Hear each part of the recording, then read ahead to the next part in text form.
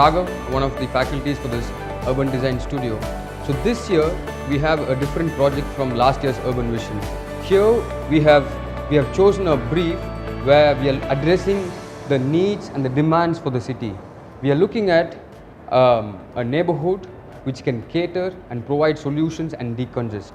This particular growth node, what we have identified, is out of data, is born out of analysis. We have analyzed the entire city of Coimbatore, the whole urban fabric. We have identified issues, we have mapped them, we have understood which particular neighborhood and which particular village ranks high, and that particular neighborhood we have chosen to undergo a huge design process, and layers of information are overlaid, superimposed and understood over a studio of more than 40 to 50 students who have gone rigorously, have understood the street.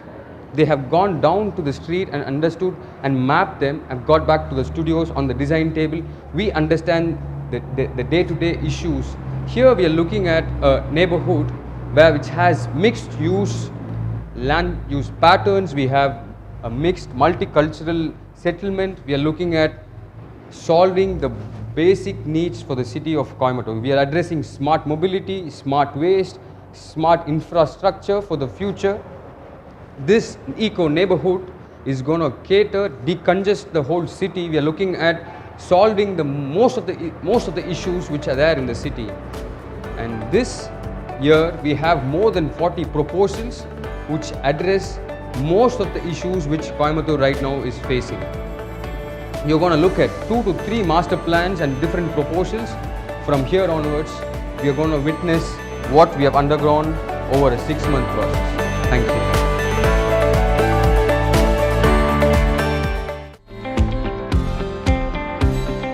Asia and Africa amount to 90% of the world's rural population, and India alone has a population of 893 million people living in the rural area, followed by China.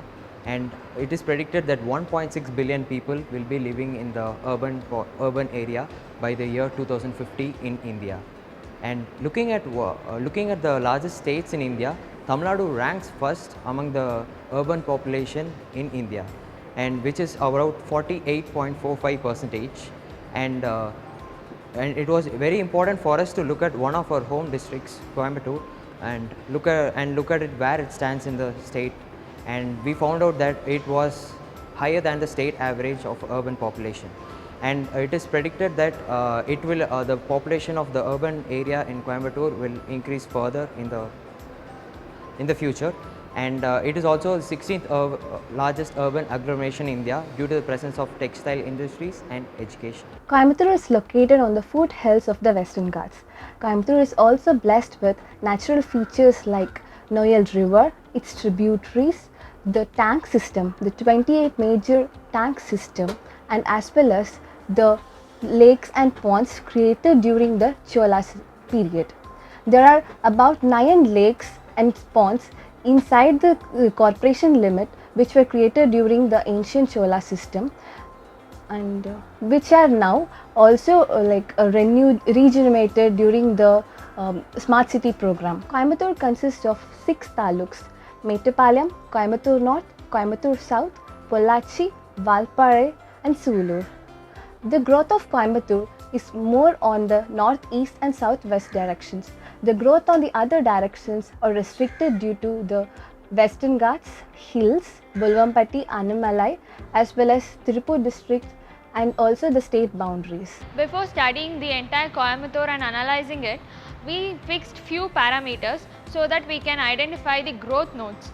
So for this, we fixed 3 major parameters. One is demography, spatial and economic cluster. Demography deals with all the population density, household, agri labours, and then comes the spatial. In demography, population consists of number of people living in an area, and also population density consists of number of people per square kilometer, and then agri labours. Like in case of any decrease in agri labours in a particular region, explains that it is getting urbanized. So we took these parameters for demography, and then in spatial we took tourism, influence zone, then transportation has major factors. In case any proposal for road networks, rail networks can lead to increase in growth in that particular stretch. So that we took that as a factor. And then influence zone. This is the self-assumed zone, so that in case of any sprawl or any increase in growth can help us to help us to identify those regions. And then comes the economic cluster. It consists of industries, institutions, healthcare and commercial units. These clusters can also lead to growth nodes, so that people working in these clusters will settle next to those places, and this will trigger growth. So based on all these parameters, we analyzed the entire Coimbatore, like all the villages, and then we came into a conclusion about the major growing village and least growing village. After collecting data about the growth indicators, we have ranked each village based on the ranking methodology. So in the end of this ranking, we have classified all the villages into several levels of urbanization: the urban, suburban, peri-urban and the rural region. So what we found in the end of the analysis was there was a decrease in the level of urbanization from the admin boundary towards the LPA region. So within this admin boundary, almost 80% of the villages are urbanized. And in the second category, the 2.5 kilometer buffer zone, what we found was there was a mixture of the urban, suburban and the peri-urban region. And further coming down to the 5 kilometer buffer zone, we found predominant of the villages being the peri-urban zone and further by the rural region. So what we conclude is the 2.5 kilometer buffer zone will have a prospective growth node. From the identified zone, we have delineated our site from the natural and the man-made features, which are the Perur Lake, the Perikulam Lake, the Sirvani Spine and the Coimbatore Spine. In order to identify the prospect growth node, we have listed on 4 factors, and based on the priority, we have listed it down. The first one is the ranking methodology, and second one is the proximity to the urban core. The third one is the analysis of the spine, and the fourth one is the ecological character. From the ranking methodology, we have listed on 5 zones. The first one is the Karamadai, the second one is the Saravanapatti, third is the Kalapatti, fourth is Vadavalli and the fifth is Coimbatore. And from the analysis of these all zones, we have understood that the fifth zone, Coimbatore-Perur, falls under, is identified as a prospect growth node, which ranks in the second highest in the ranking methodology and lies between the Sirvani and the Sirvani and the Coimbatore spine, and lies close to the urban core and has a high ecological factors.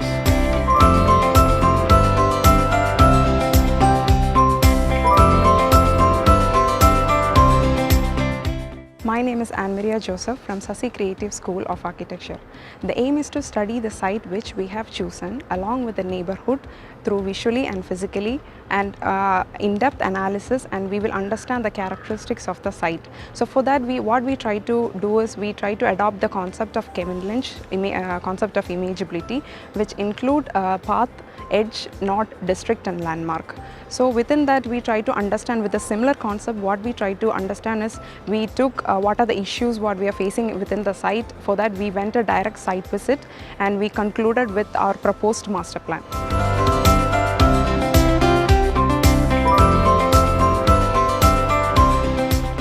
I'm Vashni from Sasi Creative School of Architecture. I'm here to present about the conceptual layers which helped us to arrive our master plan. So the conceptual layers has been arrived using 13 and 14 different layers. The very first layer is a landform, which has like a site consists of 1/3 of site consists of water bodies and the rest is all of green belt. And then talking about the existing built fabric, we have few residential zones and industrial zones which helped us, which we have considered in our master plan. And then the village map and the ward map, which helps us to find out the land parcels and arrive at the land pooling. And then the urban, suburban and peri-urban has been demarked based on the previous studies. And then the influential zones in the neighborhood has been identified, which is of about 10 meter from the site. And then there is two major spines, the Siruvani spine and the Palakkad spines, which is running along the periphery of the site, which plays a major influence on the site. The concept has been developed with the existing spirit of culture, nature and future. On the western side of our site, there is a temple called Perur Pattishwara temple, which is 2000 years old. So to re-establish the Perur temple layout on the site, evident planning was not found. So the Perur temple, since it is known as West Chidambaram, the Chidambaram planning concept has been adopted. The Perur temple axis is 245 degrees. So the road axis has been aligned accordingly. And on the southeast side is the existing Karumbukadai settlement, which is of Muslim community. So this settlement does not have any particular character, and all the units here are densely packed with no circulation. So the proposed settlement is aligned with Qibla axis and with proper circulation. So by rearranging and overlaying the layers, we arrived at a master plan.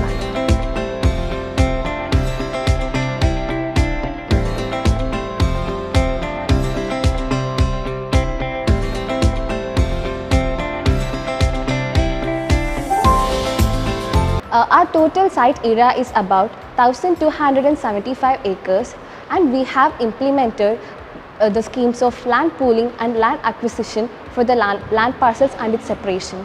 The total number of land parcels are about 350, and total ownership is about 232.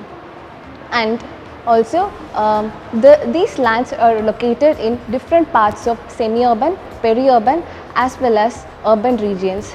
And the administration boundary also lies in Perur and different wards of Coimbatore Corporation. And we have adopted about a ratio of 30 and 70 for the land pooling scheme. In this 30%, 26% is given as residential plots and the remaining as commercial plots.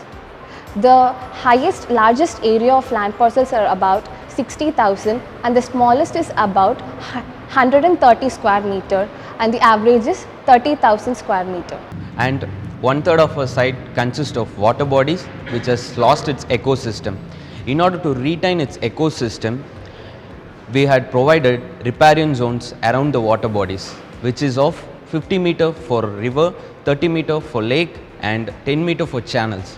Since we have provided many recreational facilities around the site, which is attracted tourists and generates revenue for the site, we have provided multimodal transit access for the site, which is actually light rail transit network, roadways and non-motorized transport access. I am Rashmi from Sasi Creative School of Architecture. Based on the analysis of conceptual layers and the study of periphery, we have divided our entire site into 11 major zones, those such as public and semi-public zone, eco zone, transportation, recreational zone, residential zone, commercial and mixed use zone, service and utility zone, agricultural zone. Our site, 2/3 of our site is covered by agricultural land. So we thought of retaining the green cover. At the same time, we wanted to give a new character to it. So we divided the green cover into two parts. One is the recreational green cover and the another one is agricultural productive green cover. Considering the proposed eco-neighbourhood master plan, we have almost 11 zones consisting of 20 proposals. Starting from the first, we have public and semi-public zone. In that, we have proposals like cultural interpretation center, artist village and then craft village. Coming on to the next zone, we have residential zone. In the residential zone, we have redeveloped all the existing residential units and also proposed newer residential units for the future development. On the third zone, we have commercial zone. Commercial zone, we have proposed new commercial outlets and also mixed use commercial units. On the third one, we have actually the eco resorts. Coming on to that, we have proposals like botanical garden and then bird sanctuary and also eco resorts. On the last, fifth zone will be the agricultural zone. We have introduced more of agricultural productive lands and also agro-based industries.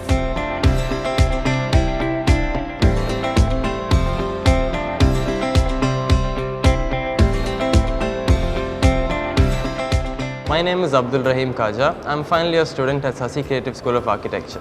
So once we had the initial zoning based on the various zoning layers that we created in the previous sheet, we wanted to imbibe this layer on the land parcel map that we received from the Coimbatore Corporation. This Coimbatore Corporation SF land parcel map that we received, we wanted to add our road networks layer and the SF land parcels map onto the initial zoning that we had. When we combined this together, we got various land parcels that were different in sizes, different in shapes, different in areas and all of that. To make our job easier, we combined a few of these land parcels into larger pieces to make our work easier and easy to work upon. Once we had combined these, once we had amalgamated these pieces of land, we wanted to look at which pieces of land we could retain, which pieces of land we could acquire and which pieces of land we could pool. When we looked at which pieces of land we could retain, most of the land that we retained was the agricultural land, because we wanted to retain the agricultural land as it was and those landowners could be as they were. When it came to the land that was being acquired, we looked at those pieces of land that were very small in size and shape and those that would not fall under the land pooling policies. And when we looked at the land pooling we wanted to look at the remaining pieces of land towards the north and the south that were relatively larger in size and that could fall under land pooling policies where the owner could get a compensation of some sort. When we put all of these together, we got an overall map of an overall site picture where we got a picture of which pieces of land were retained, which pieces of land were pooled and which pieces of land were acquired. After we got all of this, we combined our initial zoning map and we added our final touches like the ecological buffers, the new roads that we wanted to create for accessing the spaces that we are creating, and other final touches like electricity and sewage and service stations. And when we combined all of this together, this brought about the initial conceptual master plan that we finally later tuned into the actual proposed master plan.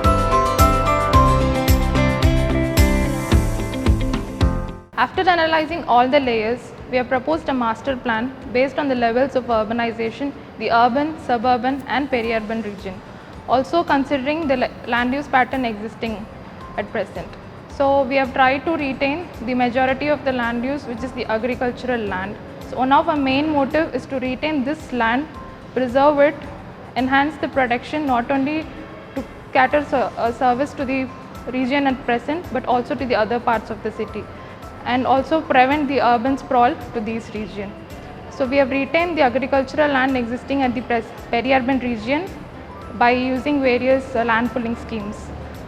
So the products from these region shall be processed in the existing industrial area in the suburban region, and the products from here will be sold out in a market in the urban region, which could cater a service not only to this region, to other parts of the city, also providing employment opportunities in these regions. By understanding the kind of urbanization, the type of urbanization, where suburban, urban and the peri-urban, we understood what kind of urbanization patterns which grows on the three kind of categories, and where the Perur, which falls on the western side, which falls on the peri-urban area, and this Coimbatore, which falls on the peri-urban zone, and the Selvapuram, which falls on the urban zone.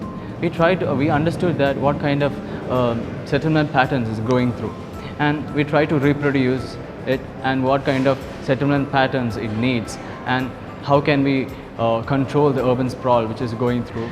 We try to reproduce and design in a way that the urban sprawl controls within itself. And on the Selvapuram region on the north, we try to make a futuristic design where this will be an example for the future development, where how can an urban sprawl can be controlled in a way. I'm Lakshmi Padmakumar, Sasi Creative School of Architecture. The major on-site feature is the water bodies, that is the Ukkadam Lake, the Perur Lake, and there is a river flowing, that is the Noyal River on the site. So what we have done is we have done a buffering on the water bodies that cater to both the ecological aspect and also the people residing on it. We have created a recreational level on both sides of the river. So that is about the major water bodies. The next features what we have adopted is to create whatever existing feature to develop the existing feature. That is, one is the Athupalam Junction node, and that is over here, and then the other is a crematorium that is also an existing feature which we have redeveloped it. Another is the sports center which cater both to the ukkadam as well as the surrounding site area, and another is another multi-faith center that cater to the central organization of the people around it. And also we have also adopted and created and developed the industries, the small scale industries present on the site, which cater to the production unit and the processing unit to the site. The Perur lakes also attracts majority of the birds here. So what we have tried to adapt and achieve is to create a bird sanctuary here that indeed provide an ecological aspect, ecological protection to the site. And both the settlements we have majorly concentrated to develop it and achieve whatever the people need was, and understanding what the context was.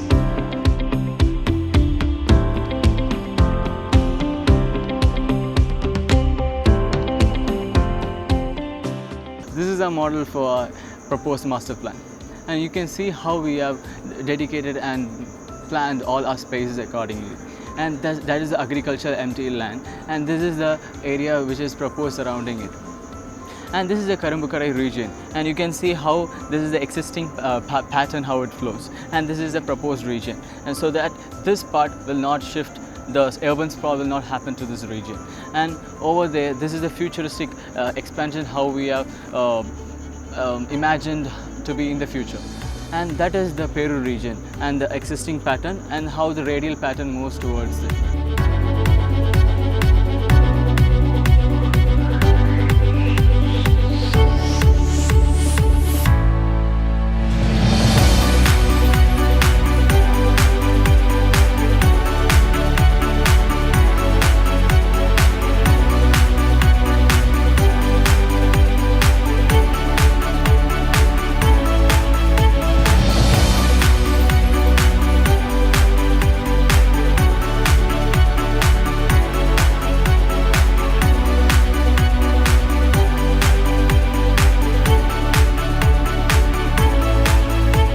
Sasi Creative School of Architecture. This is where the creativity begins. Calling the public to participate in these workshop series on urban visioning of India.